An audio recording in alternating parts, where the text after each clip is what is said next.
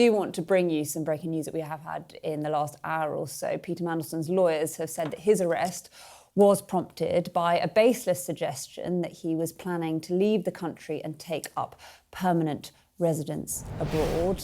In a statement, his lawyers, MISCONDUCT, have said Peter Mandelson was arrested yesterday despite an agreement with the police that he would attend an interview next month on a voluntary basis. The arrest was prompted by a baseless suggestion that he was planning to leave the country and take up permanent residence abroad. There is absolutely no truth whatsoever in any such suggestion. We have asked the MPS for the evidence relied upon to justify the arrest. Peter Mandelson's overriding priority is to cooperate with the police investigation, as he has done throughout this process, and to clear his name. Well, the 72-year-old spent around 8 hours in police custody after being arrested on suspicion of misconduct in public office. He has been released on bail after facing questions over his links to paedophile financier Jeffrey Epstein. Exclusive footage captured by Sky News shows the moment that Peter Mandelson was released in the early hours of this morning. Well, our deputy political editor, Sam Coates, joins us now from Manchester. Sam, so much has happened, and we have just now had this statement from Peter Mandelson's lawyers.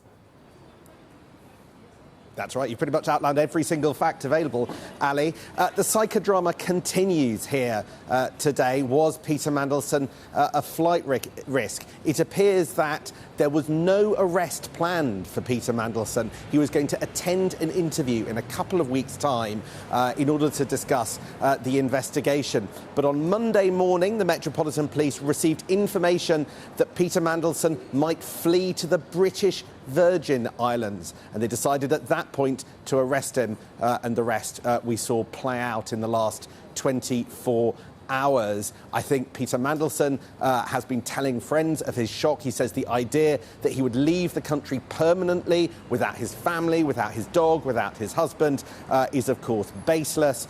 And says that there would be no point going to a British territory anyway, because he would only be subject, the implication is, to extradition. His lawyers tonight are demanding a justification from the Metropolitan Police for their actions. The Met, they want to know who told him, why they told him, because they say it is all untrue. All of this part of the sort of drama around what's been going on.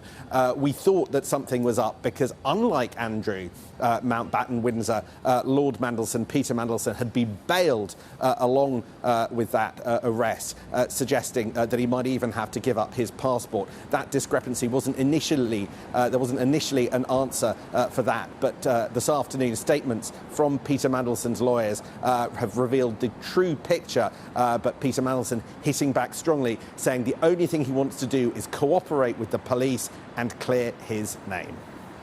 OK, Sam Coates, our deputy political editor, with that breaking news for us this evening. Thank you very much.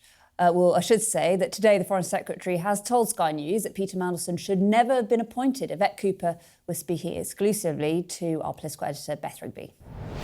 I've been really clear. Peter Mandelson should never have been appointed as ambassador to the US, and I think some of what has been so deeply frustrating about all of this is that really at the heart of all of this should be the victims of Epstein. As a woman at the top of the government, seeing this unfold, seeing the emails between Mandelson and Epstein, there's one when Mandelson asked Epstein how Freedom is feeling, and Epstein replies she feels fresh, fruity and creamy, or sorry, fresh, firm and creamy, and Mandelson replies, naughty boy.